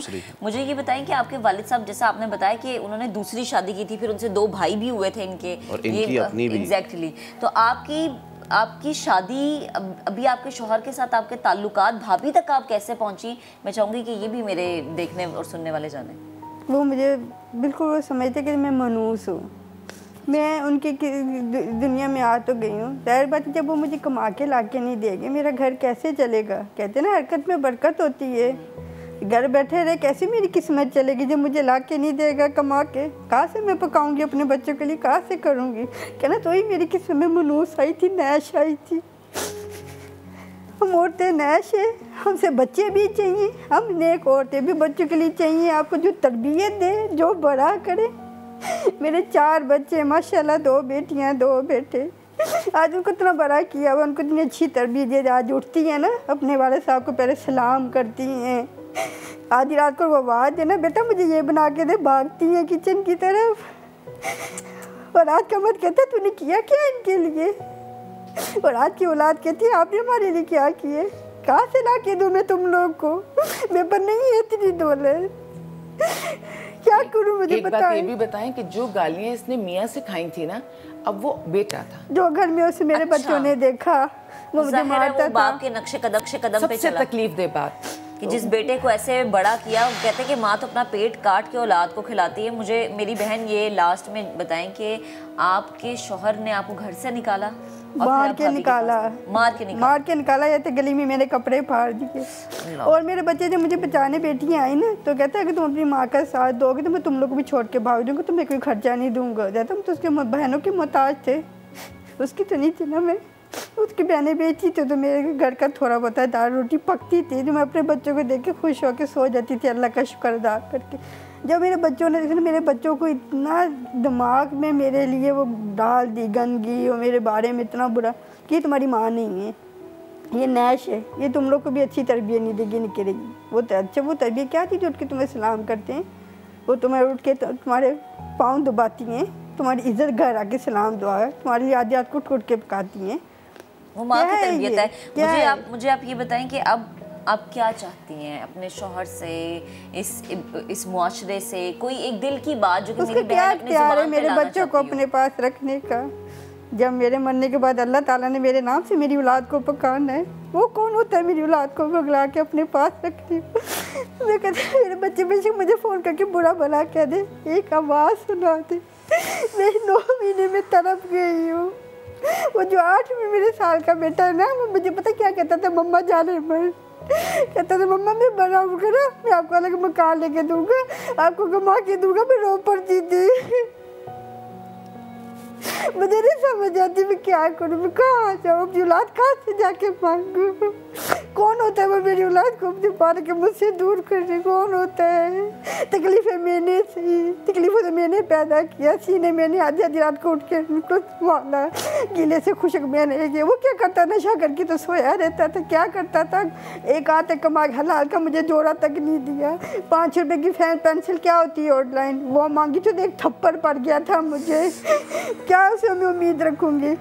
और मर्दानगी अक्सर जागती से मेरे पे, औरत के आगे। 9 साल की उम्र से बेटी, बहन, फिर शादी हुई, बीवी, हर रूप में वो रूप के जो हमारे लिए काबिल एहतराम से बढ़ के काबिल फ़ख्र है, वो रूप के जो घर का निज़ाम चलाता है, उस हर रूप को बारी बारी हर रोज़ हर लम्हे उसका इस्तेसाल किया गया, उसका कत्ल किया गया। हम बतौर मर्द आपसे आज के इस दिन पे बहुत माजरत खाएँ, बहुत माफ़ी मांगते हैं। मुझे नहीं पता कि ये माफ़ी, ये माजरत आपके वो दिन ला सकती है, लेकिन आगे के लिए ये दुआगो हैं कि अल्लाह करे कि आपकी ये कहानी कोई इस वक्त स्क्रीन पे देख रहा हो, कोई देख रहा हो, कोई ऐसा भाई जो आज इस तरह अपनी बहन पे तशद्दुद करता हो, कोई शौहर जो अपनी बीवी पे इस तरह तशद्दुद करता हो, और किसी के भी दिल में अगर आपके आंसुओं से उसका वो पत्थर दिल मोम हो जाए, तो शायद अल्लाह ताला ने इतनी मुसीबतें और परेशानियां जो दी हैं आपको, शायद वो किसी के लिए मशअल राह बन सकें। मैं एक अल्फाज अदा कर दूँ इसके लिए, ये बहुत प्यारी बेटी है मेरी। अगर इसको कभी किसी ने एक्नॉलेज नहीं किया तो मैं आज पूरी दुनिया के सामने एक्नॉलेज करती हूँ कि मेरी ये बहुत प्यारी बेटी है। इंतहाई इज्जत के साथ, हिफाजत के साथ उस चारदीवारी में, शेल्टर में बैठना आसान नहीं है।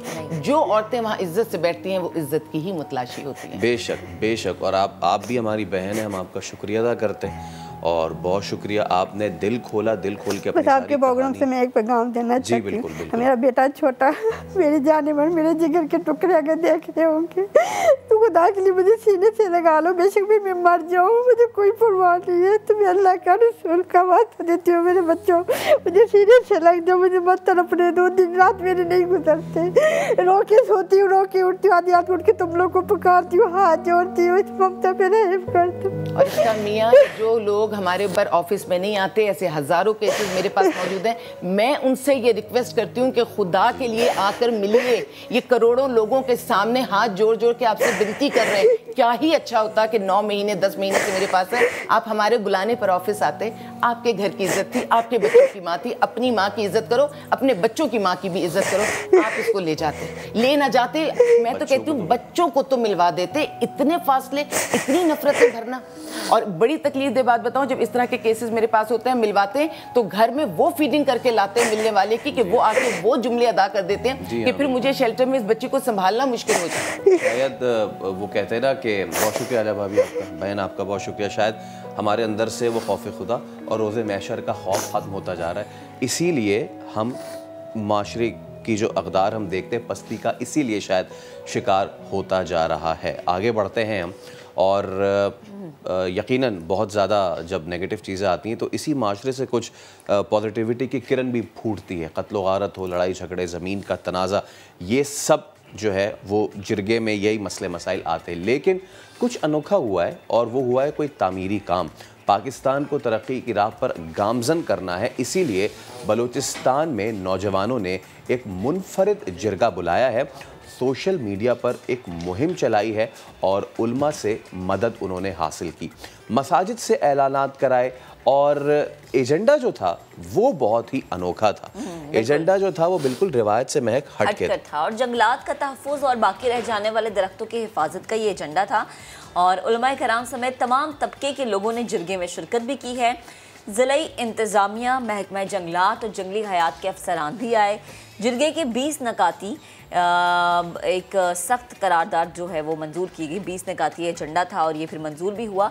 ज़िला योप हो और शेरानी और यहाँ पर जैतून और चलहोज़े समेत तमाम दरख्तों की कटाई और हर किस्म के जानवर के शिकार पर पाबंदी का मुकम्मल ऐलान किया गया। तस्वीर भी देख रहे हैं। अच्छा, जैतून, जैसे कि वज़ीर आज़म इमरान खान ने कई मरतबा ये कहा है कि पाकिस्तान में जो ज़मीन है हमारी, वो जैतून की पैदावार के हवाले से इतनी ज़्यादा ज़रखेज़ है, और ख़ास तौर पे ये खित्ता जो है बलूचिस्तान का, जो कि मेरा वन ऑफ द फेवरेट्स है, वन ऑफ द फेवरेट्स है दुनिया के कदीम तरीन जूनिपर के दरख्त के जंगलात हैं यहाँ पे इज़्ज़त, और किस तरीके से इनको काटा गया। लेकिन वही वाली बात है ना कि कहीं ना कहीं से तो उम्मीद की किरण देर आए दुरुस्त तरफ। ऐसे जैसे आपने खान साहब का जिक्र किया ना, तो जब हमने देखा कि पीटीआई की गवर्नमेंट जब आई थी तो ये उनका था, ये उनकी पॉलिसी थी कि हमने दरख्तों को बचाना है, बिल्कुल शजरकारी करनी है।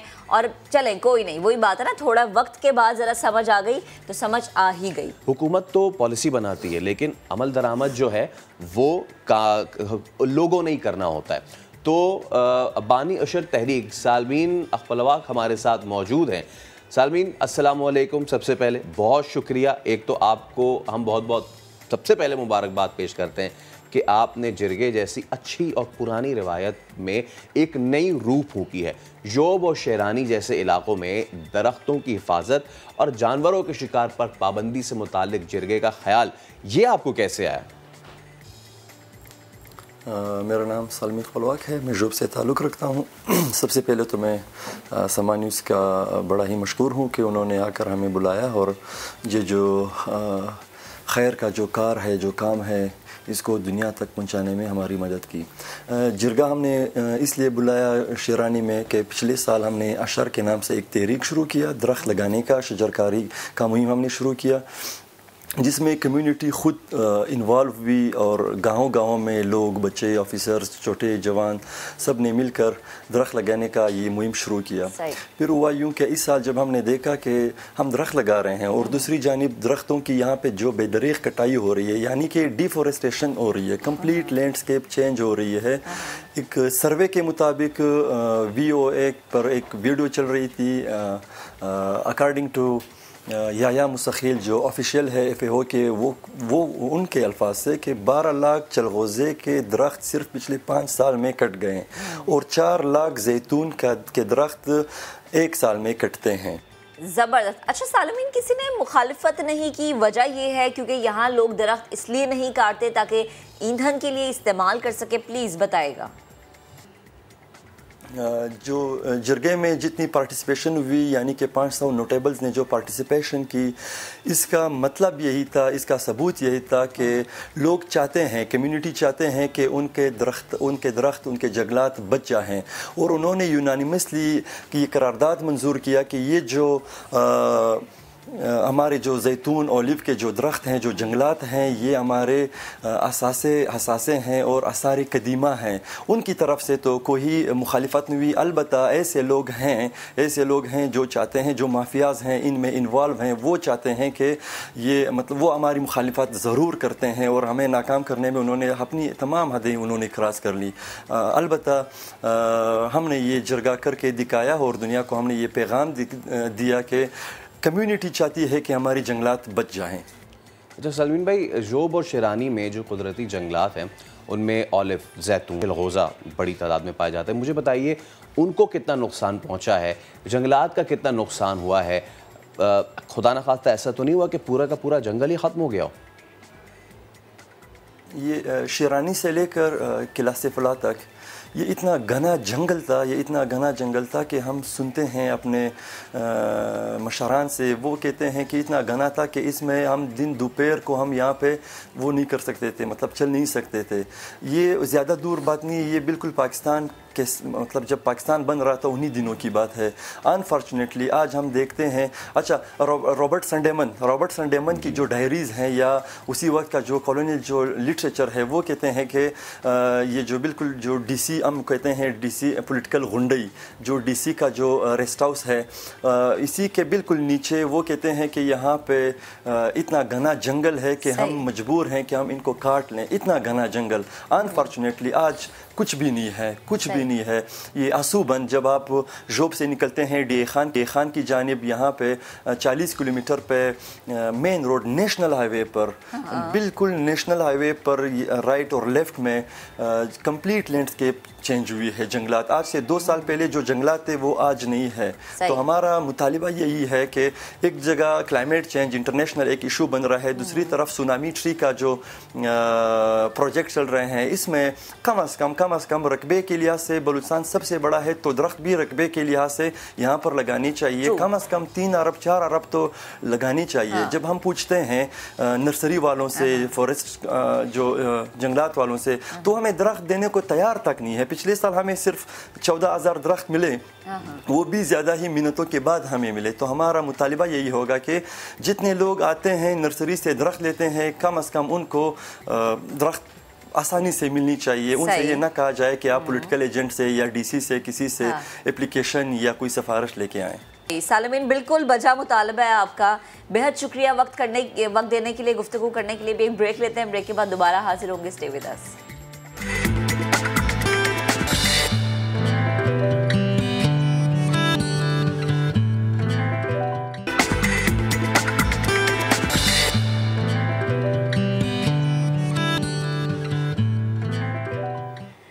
Welcome back once again. अब आपको कराची के एक ऐसे घर में लेकर चलते हैं जहां 3 वर्ल्ड रिकॉर्ड होल्डर्स मौजूद हैं। अब आप कह रहे एक घर में 3, लेकिन वो कौन कौन हैं? आइए आपको दिखाते हैं। फैसल ने जाके रिकॉर्ड किया और मैं तो गई नहीं, यहीं पे स्टूडियो में, तो चलते हैं देखते हैं।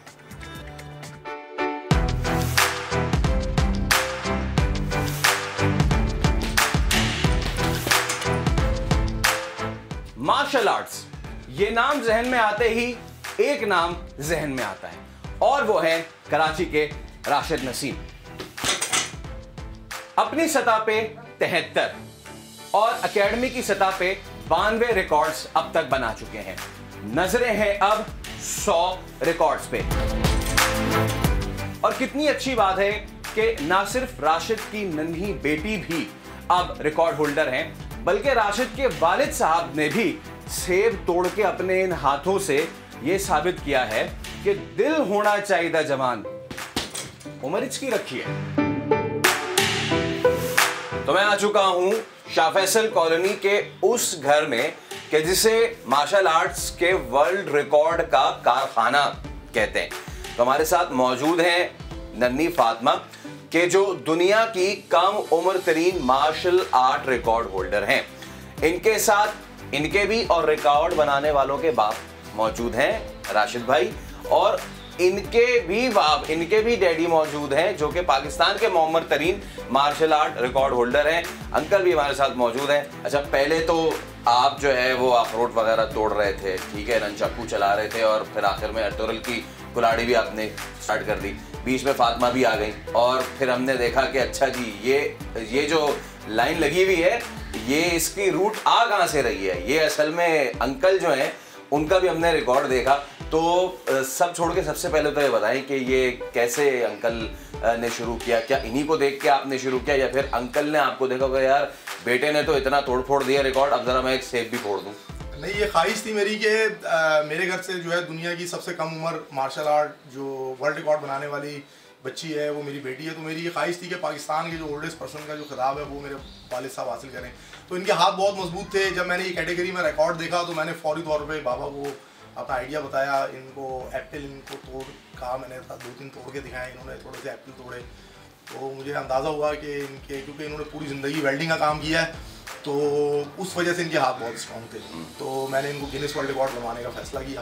कुछ चीज़ें समझाई, कुछ टेक्निकल चीज़ें समझाई, और अल्हम्दुलिल्लाह आज पाकिस्तान के ओल्डेस्ट जो है वो 70 साल की उम्र में गिनीज वर्ल्ड रिकॉर्ड है। यानी वो जिसको एक डायलॉग है ना कि लोहा पिघला के उसकी शेप बदल देता है।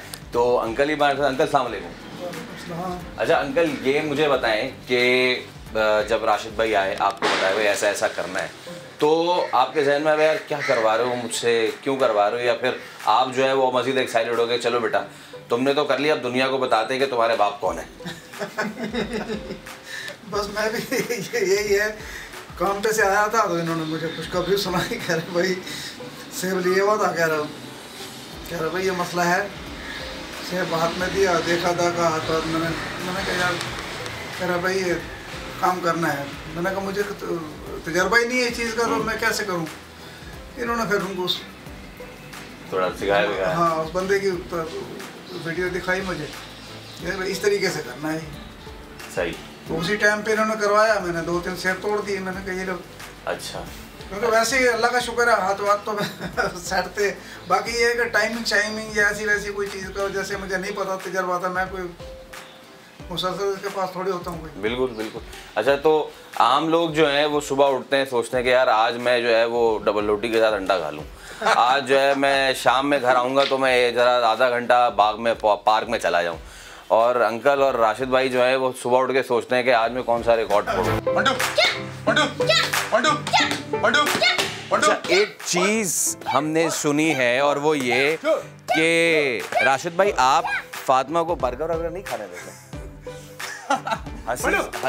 ओके, अब ये इन्होंने इतना तेज शुरू कर दिया, इनको गुस्सा आ गया डाइट के सवाल पे, मतलब यही कि नहीं खाने देते। आगे चल के बात करेंगे इस पे। हमारे प्रैक्टिस और एक्सरसाइज तो काफ़ी कर ली, अब ज़रा इनसे बात भी हम कर लेते हैं। फातिमा, ये बताएं कि कितनी आपकी इस वक्त एज और कौन सी क्लास में आप पढ़ रही हैं? मेरी 9 years old एज है और मैं 5 क्लास में पढ़ती हूँ। अच्छा, तो ये जो क्लास में बाकी बच्चियाँ हैं और लड़के भी हैं स्कूल में, खाली ऑल गर्ल्स हैं? बॉयज़ और गर्ल्स दोनों हैं, लेकिन बॉयज़ और गर्ल्स की क्लास सेपरेट हो। अच्छा, लेकिन फिर भी मुझे ये बताएं कि किसी ने तंग किया स्कूल में अभी तक, और अगर किसी ने तंग किया लड़का या लड़की तो फिर आपने उसका क्या असर किया? कि कोई भी तंग नहीं करता स्कूल में। अच्छा, यानी उनको पता चल गया कि आप जो है वो मार्शल आर्ट एक्सपर्ट है इसलिए कोई तंग नहीं करता? पूरे स्कूल को, मेरे टीचर को, मेरी क्लास फेलो को, सबको पता है कि मैं मार्शल आर्ट करती हूँ, लेकिन कोई तंग नहीं करता वैसे। अच्छा ठीक है, बस आपको नहीं पता शायद इसीलिए तंग नहीं करते।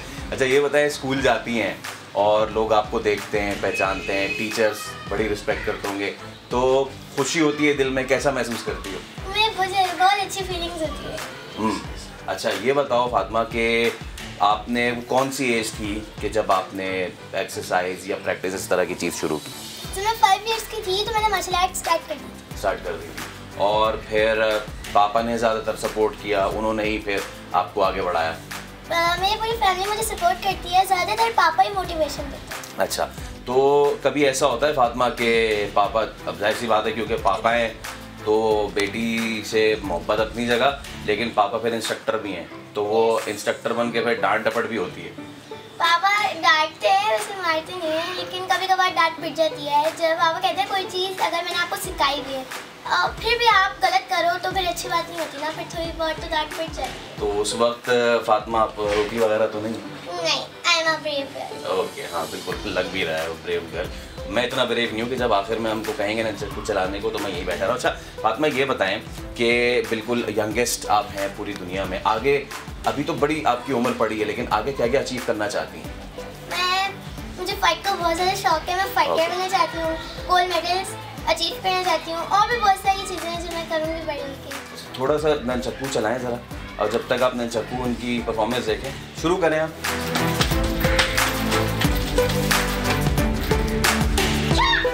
फातिमा आपको बीच में गुस्सा आ गया था मेरे डाइट के सवाल पे।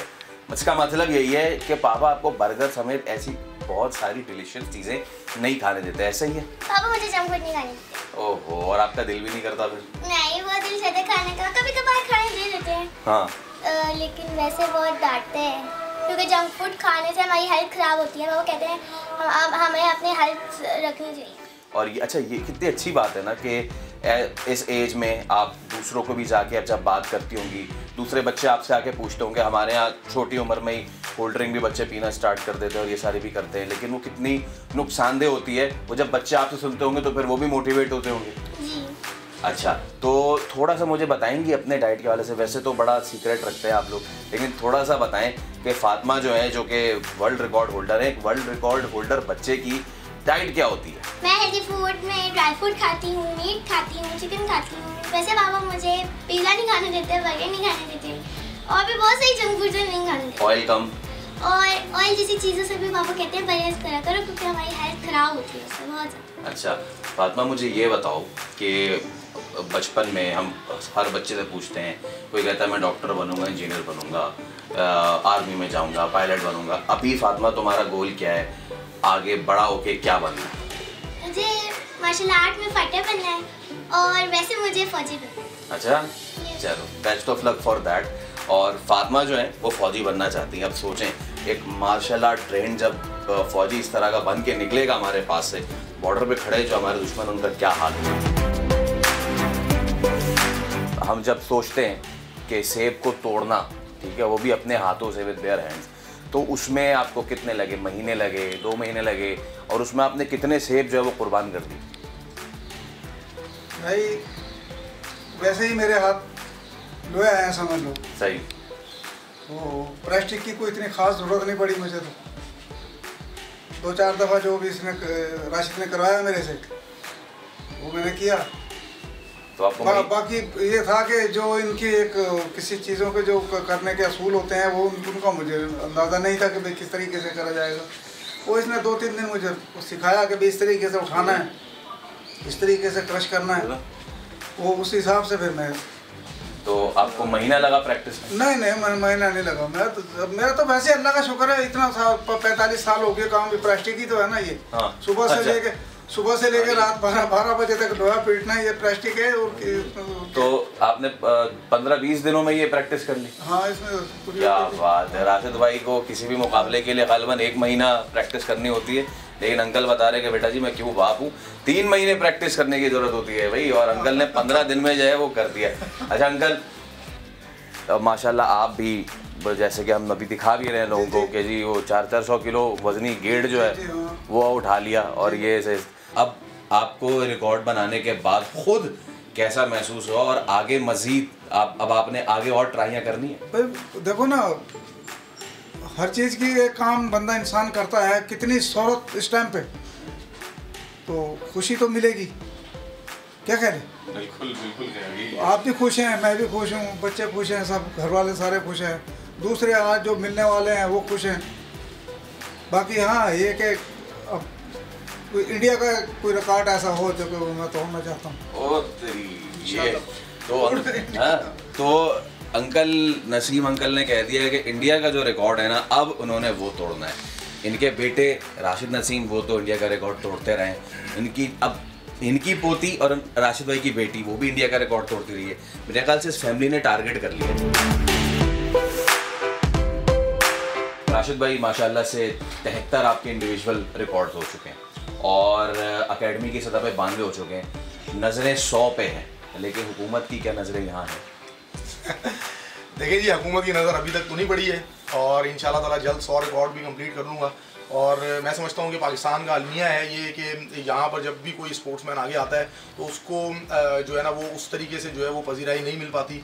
और मेरे तो जो वर्ल्ड रिकॉर्ड हैं उनके ऊपर एक अच्छा खासा अमाउंट भी खर्च होता है और मुझे रिकॉर्ड्स के लिए जो है वो हमेशा स्पॉन्सरशिप की ज़रूरत होती है। लेकिन बहरहाल हम आगे बढ़ रहे हैं, स्टेप बाय स्टेप बढ़ रहे हैं। तो सिर्फ स्पॉन्सरशिप नहीं, आपका दिल भी बढ़ाना चाहिए ना।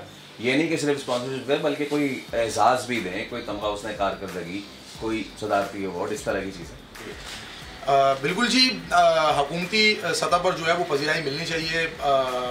तमगा उसने कारकर्दगी या सितारा इम्तियाज़, मेरी भी ख्वाहिश है कि मेरे काम को जो है वो हुकूमती सतह पर जो है वो सराहा जाए, मेरी सलाहियतों को हुकूमती सतह पर तस्लीम किया जाए।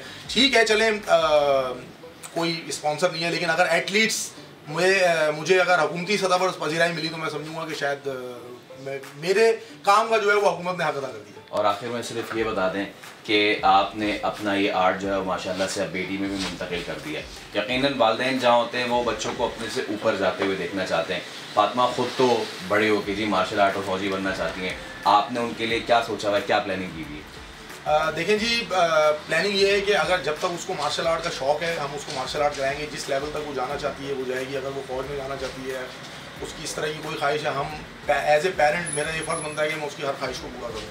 और मार्शल आर्ट भी मैं उसको ज़बरदस्ती नहीं करवाता। बेसिकली वो मुझे देखती है, उसको शौक़ खुद ही पैदा हुआ है और स्टेप बाय स्टेप जो है वो आगे बढ़ रही है, मेहनत कर रही है। तो बच्चों की के अंदर जो चीज़ होती है, यानी जो ख्वाहिश होती है, तो उसी को ही लेके आगे चलना चाहिए तो बच्चा ज़्यादा कामयाब होता है। बहुत शुक्रिया राशिद भाई, आपसे जब भी मुलाकात होती है आप इंस्पिरेशन है। दुआ हम यही करते हैं और आपको बेस्ट ऑफ लक भी विश करते हैं कि आप भी रिकॉर्ड इसी तरह बनाते जाएं और फातिमा भी इसी तरह रिकॉर्ड बनाती जाए।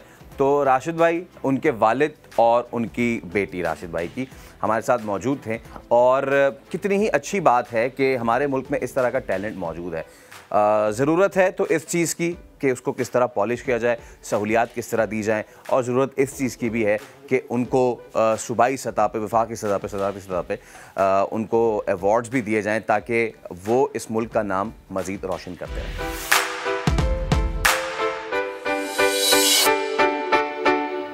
ज़बरदस्त, बिल्कुल, ये हमारे मुल्क के रोशन सितारे, अल्लाह ताला इन्हें ऐसे ही चमकता धमकता रखे। अब हमने करना ये है कि आपसे इजाज़त लेनी है, कल आपसे फिर से मुलाकात करेंगे, बहुत सारी बातें करेंगे। अपना बहुत सा ख्याल रखिएगा, अल्लाह हाफ़िज़।